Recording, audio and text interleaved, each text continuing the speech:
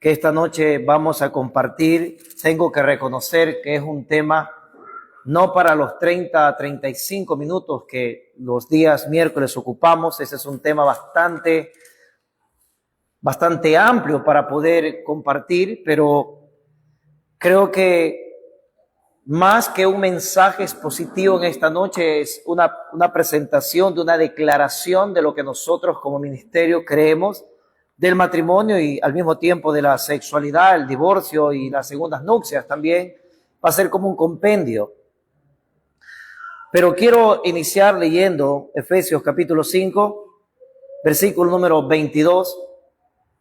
Dice la Escritura: las casadas estén sujetas a sus propios maridos como al Señor, porque el marido es cabeza de la mujer, así como Cristo es la cabeza de la iglesia, la cual es su cuerpo, y Él es su Salvador.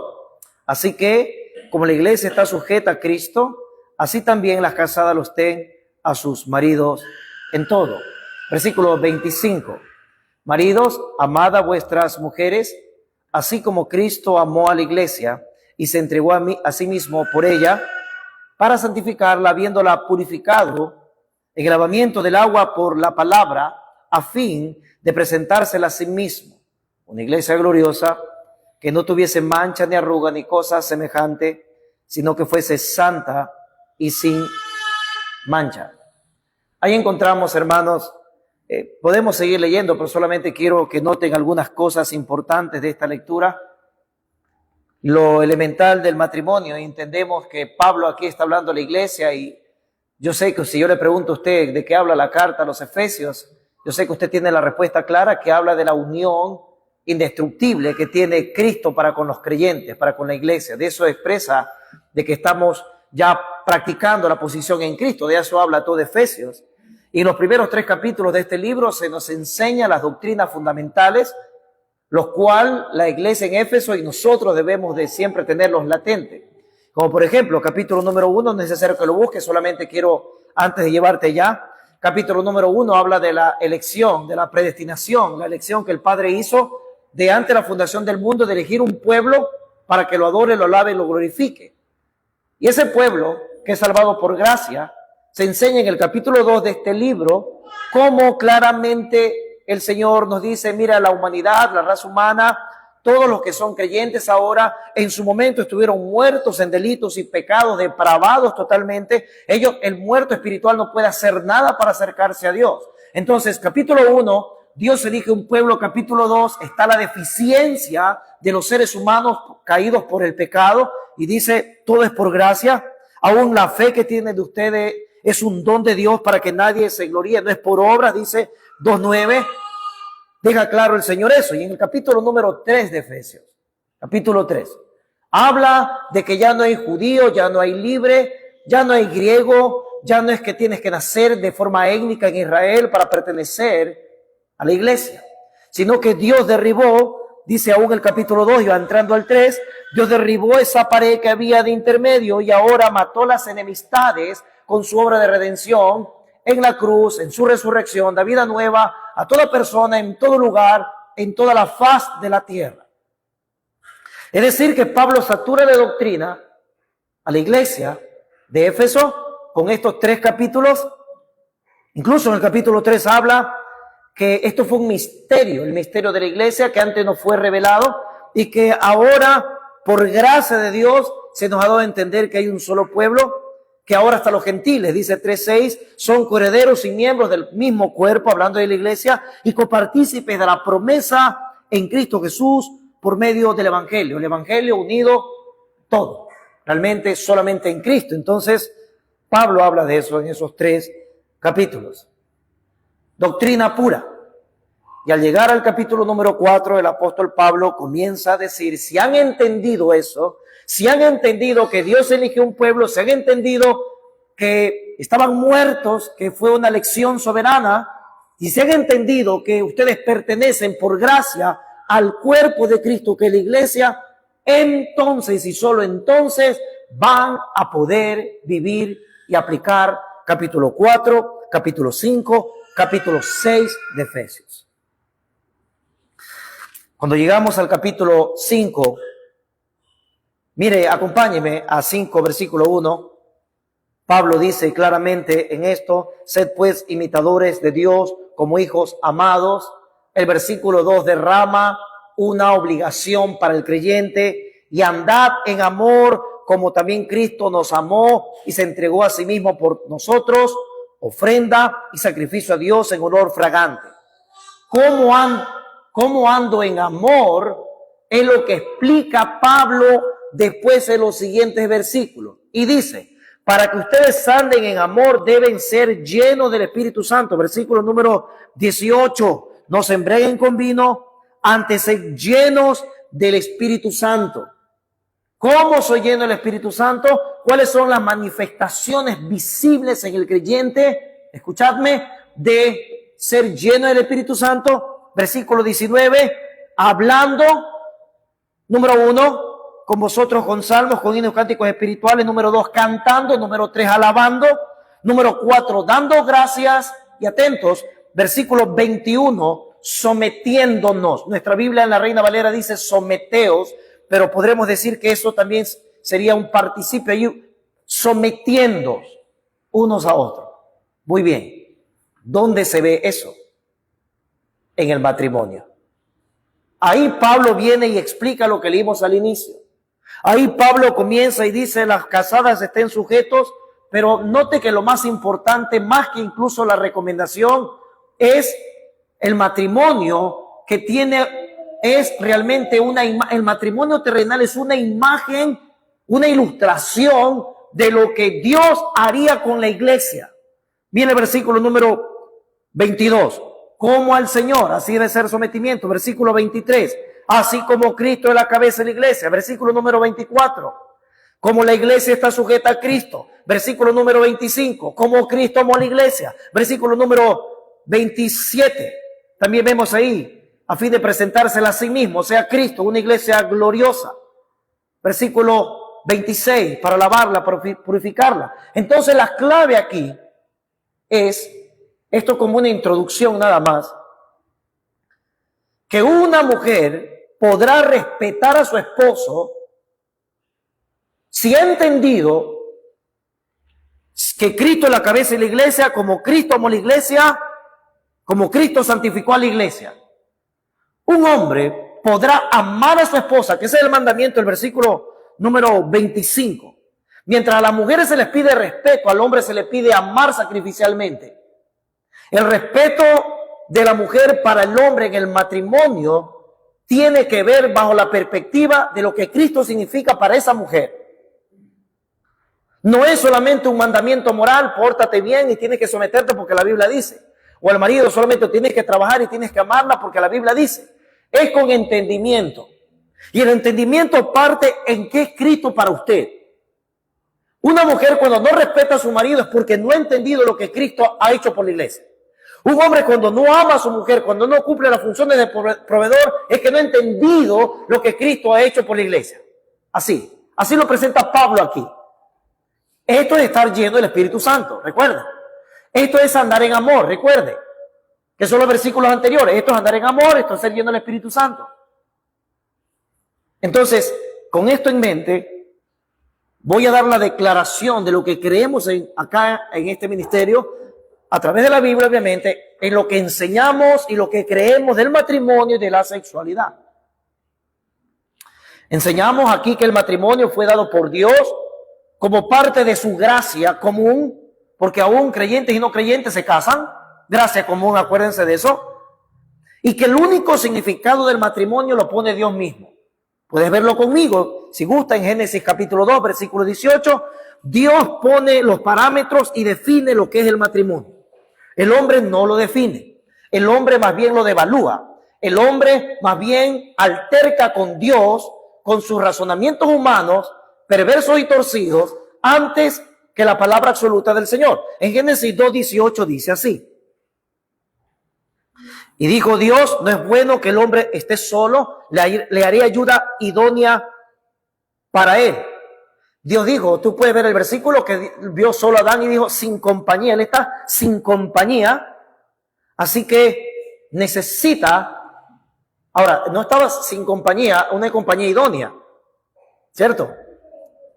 Entonces Dios forma una compañía, una persona que le ayude, ya sabemos la historia, la saca de su costilla, etcétera, etcétera. Ahora mira el versículo, cómo Dios define el matrimonio por su gracia común. En el versículo número 23, ya cuando Adán despierta de ver lo que Dios ha hecho de forma majestuosa. Esto es ahora hueso de mis huesos, dijo Adán, y carne de mi carne. Esta será llamada varona, porque del varón fue tomada. En el hebreo varona es Isha en el hebreo. Muy bien, ahora versículo 24, matrimonio puro, institución de parte de Dios. Por tanto, dejará el hombre a su padre y a su madre, y se unirá a su mujer, y serán una sola carne. Este es el concepto del matrimonio, el cual enseñamos. Y enseñamos al mismo tiempo que este matrimonio, el primero que está viendo tú aquí en tu Biblia, estuvo sujeto a la maldición de la caída, porque eso sucede en el capítulo número 3. Y aún toda la raza humana está bajo ese precepto. Pero los creyentes, escuche, viviendo en obediencia a las Escrituras y bajo el control del Espíritu Santo, que hemos visto en la introducción de Efesios capítulo número 5, podemos comenzar a experimentar un matrimonio pacífico, productivo y pleno según Dios lo ha provisto. Esa es la esperanza aquí. Es decir, que aquellos matrimonios de creyentes, hombre y mujer llenos del Espíritu, que han comprendido lo que Cristo ha hecho por la iglesia, pueden experimentar aún en esta tierra productividad, paz y armonía en ese hogar. Como dijo el autor que estamos haciendo el devocional, que el hogar del cristiano debe ser un pedacito de cielo aquí en la tierra. Lo estamos leyendo día a día ese devocional. Entonces creemos esto, predicamos plenamente, ¿sí? Que el hombre y la mujer en Cristo, sometidos por el control del Espíritu Santo, pueden experimentar. Enseñamos que los matrimonios de los creyentes, número 2, deben ilustrar la relación amorosa de Cristo y su iglesia. Ya lo vimos, ¿verdad? Deben hacerlo. El esposo amando a su esposa como Cristo ama a la iglesia, y la esposa respondiendo al liderazgo amoroso de su esposo como la iglesia responde a Cristo. Eso lo experimentamos nosotros. La iglesia se somete a la cabeza que es Cristo. Y nosotros, en base a ese sometimiento, guardamos sus mandamientos, nos congregamos, aplicamos sus mandamientos, no somos oidores, sino que hacemos lo que Cristo manda. La iglesia hace eso. Entonces, de la misma manera, las esposas responden al liderazgo amoroso de su esposo. En el mismo material del devocional, vimos que Martín Lutero se mandó una frase ahí bastante jocosa, que una mujer se debe responder ese liderazgo, pero si hay un verdadero hombre de Dios, no un necio, a la luz de las Escrituras. Entonces, número 4, enseñamos que el término matrimonio tiene un solo significado. Ya lo vimos, es sancionado por Dios, un hombre y una mujer. Esta unión es única, es exclusiva, como se describe aquí en lo que leímos en las Escrituras. Que enseñamos también respecto al matrimonio. Bueno, que enseña la Biblia es que es un pacto público, es un pacto formal, es un pacto oficialmente reconocido entre un hombre y una mujer. Escucha, eso es lo que más olvidan aún creyentes. Es un pacto. Dice, yo tengo un pacto con mi esposa, Ese es el segundo pacto para mí. El primer pacto es para con Dios, que bendice esa unión. Es decir, que el hombre tiene un pacto para con Dios y le dice, esta es la ayuda idónea que yo he recibido según tu formato de Génesis capítulo 2. Este es el hombre que tú me diste, Señor, tengo un pacto para contigo porque este es el hombre que debe liderarme. Y obviamente, físicamente, ya pues hombre y mujer sellan el pacto con el anillo, etcétera, etcétera, de acuerdo a las tradiciones que hemos venido teniendo, y realmente no es tan mal. Pero es un pacto público, formal, solo de un hombre y una mujer. Esto se llama un matrimonio de hecho. Y debe ser bajo la ley pertinente de las naciones, o al menos de la ley donde nos regula. En nuestro país hay 2 matrimonios. Aquí hay 2 matrimonios, el civil y el eclesiástico. En Estados Unidos, por ejemplo, un pastor o un sacerdote católico o inclusive de cualquier iglesia puede casar y es válido legalmente porque está estipulado. Nosotros aquí tenemos como que 2. Entonces, el que realmente da, por decir así, el cumplimiento a Génesis 2 no es el eclesiástico, es el que estuvo primero en el registro civil. Por eso es que los pastores podemos decir, quiere casarse, perfecto, tiene que traerme primero el otro, ¿sí? Porque si no, acá es una ceremonia religiosa, pero válida también en la fe, obviamente, válida en la fe, en la bendición de tu propia fe. Entonces enseñamos que cuando no existe tal pacto, no se puede discernir entre una pareja que cohabita antes de venir a la fe en Cristo. Porque las unidades familiares deben preservarse en la medida de lo posible. Y si es apropiado, alentarnos a ser solemnes con el matrimonio.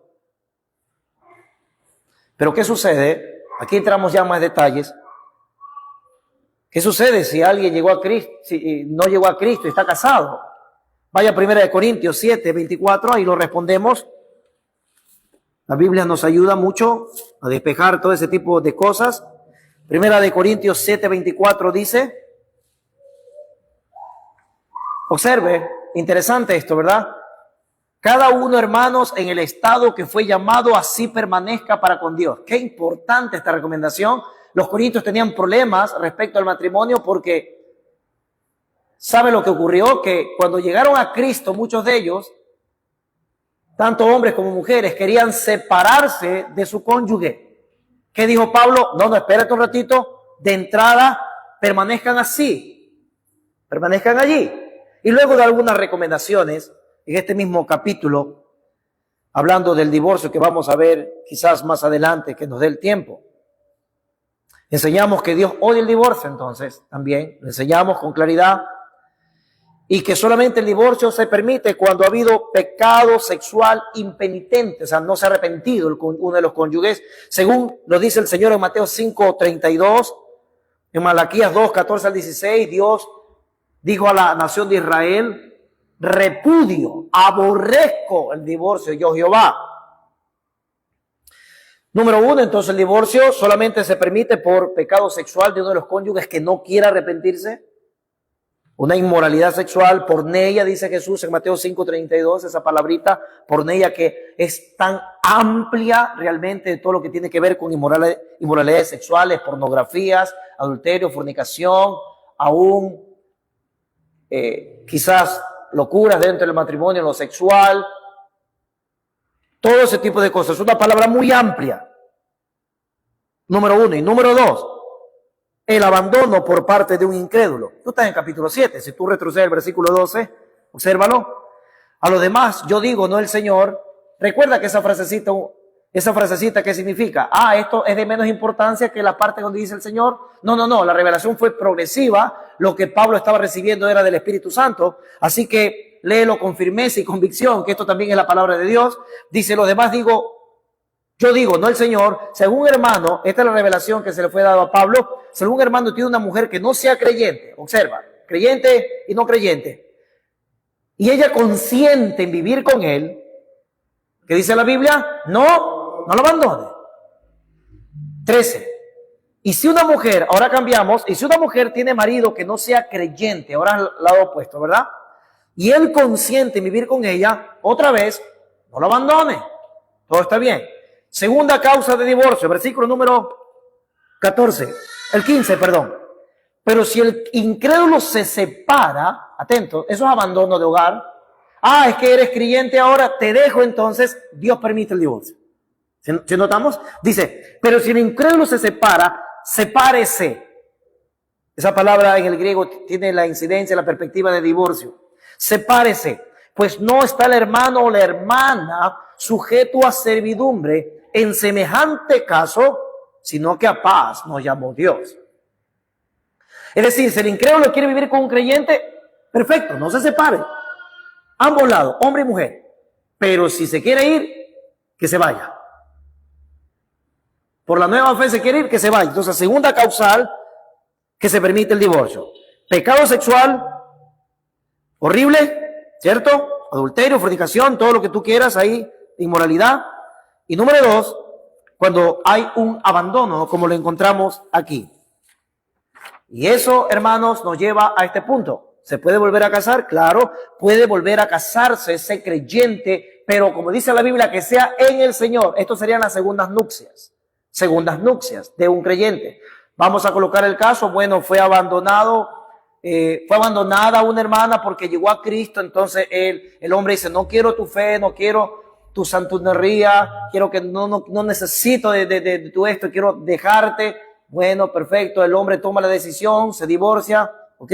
¿Esa mujer se puede volver a casar? Claro que sí, pero en el Señor. Segundas nupcias. Es decir, que alguien se puede volver a casar, correcto, pero solo por los dos motivos bíblicos que te estoy poniendo. Bueno, que la Biblia pone. Así de claro, ¿ya? Solo por los dos. No es que el agua me la quema, no es que me hizo un hueco a la camisa, no son justificativos bíblicos para aquello. Ahora, ¿qué más enseñamos? Enseñamos, ya que estamos hablando del matrimonio, que Dios desea, y aprendan jóvenes de esto, que Dios desea que la intimidad sexual ocurra solo entre un hombre y una mujer que estén casados. Enseñamos que Dios ha ordenado que no se realice ninguna, escuchen, actividad sexual íntima fuera del matrimonio entre un hombre y una mujer. ¿Qué dice Hebreos 13:4? Honroso sea todo el matrimonio, el hecho sin mancilla, pero los adúlteros fornicarios los juzgará Dios. Es fornicación, relaciones sexuales antes del matrimonio, como un pacto, ya lo vimos, como un pacto formal, es aborrecible delante de Dios. Una de las cosas que debemos hacer siempre los pastores es animar a aquellos que llegan a Cristo y que viven aún en ese estado, es, bueno, tienen que casarse. Vamos, ya Dios no les ha mandado fuego del cielo con tantos años fornicando. ¿Por qué más? Ahora que llegamos a la luz, tienen que poner su vida en orden. Entonces, eso enseñamos aquí, porque la Biblia lo enseña así, claramente. Enseñamos que cualquier forma de inmoralidad sexual, como el adulterio, la fornicación, la homosexualidad, la conducta bisexual, el bestialismo, es decir, la copulación de un hombre con una bestia, con un animal, o de la misma, o viceversa, una mujer con un animal, eso es aborrecible. También el incesto, relaciones de padres para con hijos, la pedofilia de adultos con menores, la pornografía, imágenes sexuales, a través de videos, de fotos, de películas, etcétera, etcétera. Todo eso, todo el intento, escúchame, de cambiar el sexo de acorde a la voluntad de Dios es pecaminoso. Y en esta congregación eso va con disciplina eclesiástica, como dice Mateo 18. ¿Entendemos eso? Porque la iglesia tiene que ser pura, santa y sin arruga, pura para el Señor. Es la novia de Cristo, somos la novia de Cristo. Entonces, eso creemos aquí. El sexo es biológico, ¿sí? Pero todos estos pecados que he mencionado, pecaminosos, ofensivos para Dios. Definitivamente. Definitivo. Avanza, retrocede al capítulo 5. Observa, ahí estaba en la iglesia este caso de inmoralidad. Sé que lo has leído alguna vez, pero solo estamos recordando para afianzar lo que estamos diciendo. Dice 1 Corintios 5:1. Pablo los reprende certeramente, le dice, de cierto se oye que hay entre vosotros fornicación. Imagínate eso en la iglesia. Y tal fornicación cual ni aún se nombra entre los gentiles. Tanto que alguno, este era el caso de fornicación, tanto que alguno tiene la mujer de su padre. Versículo 2, ¿cómo le llama a esta iglesia, a estos líderes? Y vosotros estáis envanecidos, ciegos, torpes, con callosidad mental, espiritual, ciegos. Ahí está. Pablo les dice, versículo 2, ¿no debierais más bien haberos lamentado para que fuese quitado de en medio de vosotros el que cometió tal acción? ¿Sí se dan cuenta? Y esto es disciplina. Disciplina. Sigamos leyendo, por favor, versículo número 3. Ciertamente yo, como ausente en cuerpo, pero presente en espíritu. Mira lo que dice Pablo. Ya como presente he juzgado al que tal cosa ha hecho. Él no estaba presente, pero él en su espíritu, en su conocimiento, en su celo de Dios, dijo, esa persona ya es juzgada por Dios y por mí como líder. Nota, aquí está diciéndolo. Versículo 4. ¿Cómo lo juzgó? En el nombre de nuestro Señor Jesucristo. Dice, reunido vosotros y mi espíritu con el poder de nuestro Señor Jesucristo. Él está haciendo lo que dice Mateo, donde estén 2 o 3 más congregados en mi nombre. Ahí está el Señor. Eso significa, ¿se recuerdan? Recuerda que ese versículo de Mateo 18 no tiene que ver si llegan poquitos a la iglesia, sino que tiene que ver que Cristo respalda la autoridad de los líderes cuando toman disciplina. Eso está diciendo Pablo aquí. Eso está diciendo en el versículo número 4. ¿Qué recomienda? ¿Cuál es la disciplina? Míralo tú mismo, versículo 5. El tal se ha entregado ¿a quién?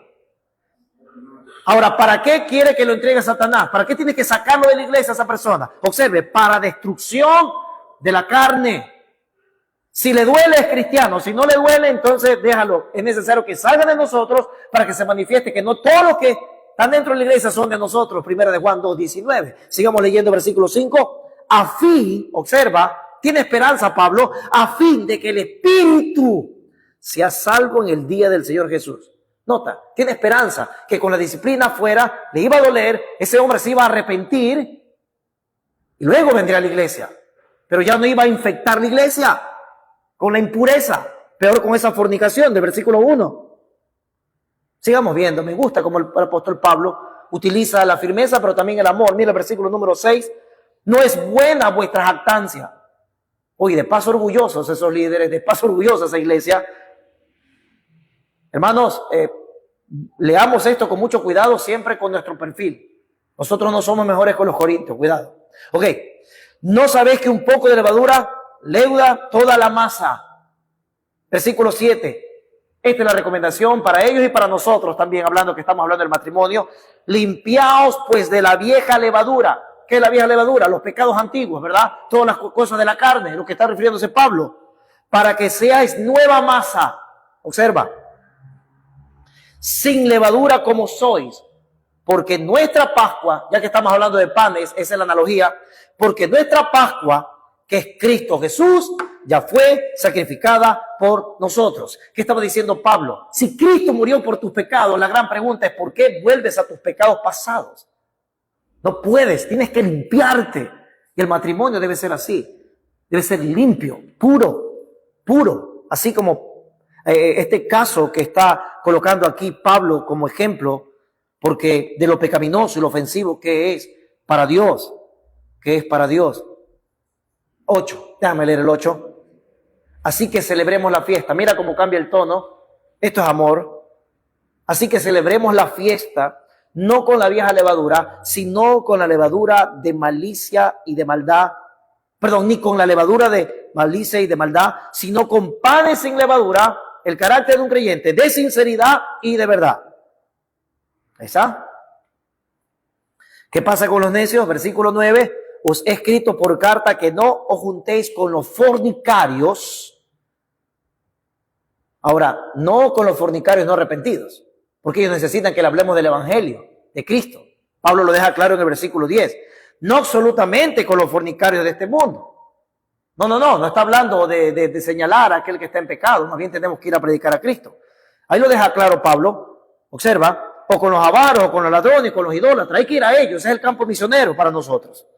Pues en tal caso, o sería necesario salir del mundo. Pablo dice, no estoy hablando de esa gente, sino que estoy hablando, versículo 11, que no juntéis con ninguno que llamándose hermano, es decir, que tenga la etiqueta de cristiano, fuere fornicario o avaro, o idólatra, o maldiciente, o borracho, o ladrón, con él tal ni aún. Esto es disciplina eclesiástica. Esto es pureza de la iglesia. Y vemos, otra vez regresando a nuestro tema, así debe valerse el matrimonio. ¿Qué más enseñamos aquí? Bueno, que la homosexualidad en particular está sujeta a la ira de Dios. ¿Cómo populan ahora las iglesias que quieren conquistar y quieren engañar, cierto? Con doctrina torcida, donde les dicen, no, el amor es lo importante, Cristo nos amó. Y hay pastores en esta ciudad. Yo no sé cómo se van a parar delante de Cristo, no lo sé de verdad, ni quisiera estar en el pellejo de ellos, que están comenzando a tolerar, dicen ellos, con esta nueva agenda del 2030 que está incrustándose en las iglesias, que están tolerando el amor homosexual. Se escucha hasta horrible. Y la Biblia enseña, yo no sé qué van a hacer con Romanos 1, del 18 al 28. La Biblia enseña que la homosexualidad es pecado y que la ira de Dios está sobre esas personas. Como también lo está sobre el adúltero, sobre el fornicario, sobre el mentiroso, sobre el ladrón, sobre el avaro. Los homosexuales no son nuestros enemigos, son nuestro campo misionero. Otra vez, tenemos que ir a ellos. Pero eso no significa que podamos nosotros consentir sus inmoralidades, iglesia. Hay que tener eso claro, muy claro. La homosexualidad no es una enfermedad, escucha, no es una enfermedad, es una elección depravada del hombre. Es una elección depravada del hombre. Eso no se hereda tampoco, no es cierto, no se hereda. Eso es una rebelión ingrata del hombre para contra Dios, que Él creó hombre y mujer. ¿Qué más enseñamos? Estamos terminando. Que a cada persona se le debe brindar compasión, amor, bondad, respeto y dignidad. Las conductas o actitudes de odio y acoso dirigidas hacia cualquier individuo deben ser repudiadas. Y no estamos de acuerdo nosotros con esa actitud tampoco, porque eso va en contra de las doctrinas de la iglesia. Enseñamos que la proclamación fiel de las Escrituras incluye el llamado al arrepentimiento. No fomentamos un discurso de odio contra estas personas. Cuidado. No, ni un comportamiento odioso, ni acosador contra estas personas, sino que nosotros amorosamente llevamos el evangelio como la misión que tenemos como iglesia en este mundo. Enseñamos que Dios ofrece perdón y redención a todas estas personas que están en estos pecados. Nosotros enseñamos eso. Si ellos abandonan su pecado, como Cristo le dijo a la mujer que fue sorprendida en adulterio, anda y no peques más. Siempre pone un límite el Señor. Entonces, nosotros enseñamos eso. Dios ofrece redención y perdón. Gloria a Dios por eso. Y deben buscar y clamar a estos pecadores, a clamar a Cristo, y deben abandonar su pecado y todo pecado sexual, buscando la misericordia y el perdón de Cristo. Y enseñamos que cuando Cristo perdona, perdona completamente, hermanos. Él perdona completamente. Juan 5:24, tú puedes ir allí, uno de los versículos muy favoritos para muchos, pero quiero afirmar este punto. Juan 5:24 nos dice: de cierto os digo, el que oye mi palabra y cree el que me envió, tiene vida eterna y no vendrá a condenación, ha pasado de muerte a vida. Eso es limpiar completamente al pecador que abandona el pecado sexual. Ahí está. Son palabras del Señor Jesucristo. Dios le imputa la justicia plena de Jesucristo al pecador arrepentido, al pecador creyente, digámosle así, porque es limpiado de la culpa del pecado. Y cuando alguien llega a Cristo, ahora es apartado para Dios. Eso significa santo, apartado para Dios, santificado, justificado por Él. Nos reviste la justicia de Cristo ahora por medio de la fe en Él. Y enseñamos y enaltecemos también al Señor, porque dice 2 Corintios 5:17 que cualquier hombre o mujer que haya recibido el perdón ahora está en Cristo, que es lo que enseña Efesios, esa unión inseparable del creyente con Cristo de manera espiritual.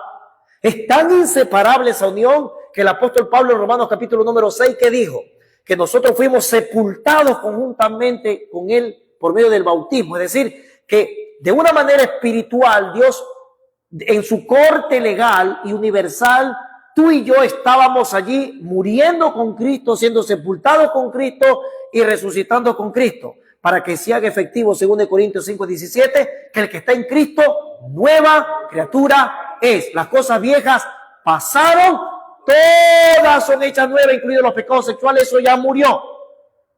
Eso enseñamos aquí. Lo que la Biblia dice, esta es nuestra declaración sobre el matrimonio, sobre el divorcio, sobre las segundas nupcias que hemos tocado y sobre la sexualidad. Los invito a orar. Vamos a orar.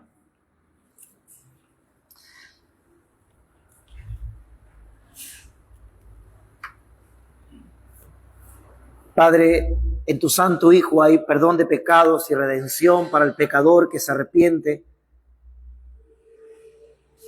y que confiesas sus impurezas, su inmoralidad delante de ti. Nos llena de mucha esperanza saber, bendito Padre, que todo pecador, incluso en esta noche, puede clamar delante de ti. Y bajo tu intervención, si ese pecador lo hace con fe, que tú entregues, tú lo perdonarás y lo harás una nueva criatura. Permítenos que como ministerio, Señor, cada uno de nosotros que conformamos la iglesia, tengamos clara esta declaración de lo que enseñamos, de lo que practicamos, de lo que predicamos, y que lo mantengamos con firmeza y lo enseñemos a un mundo que está torcido, Señor, a un mundo que está perdido, a un mundo lleno de oscuridad. Señor, tu palabra es infalible para nosotros y ella marca la pauta de lo que creemos del matrimonio, de la sexualidad, del divorcio y aún de las segundas nupcias. Gracias por bendecirnos con tu palabra en esta noche, Padre. En el nombre de Jesús. Amén. Hermanos, vamos a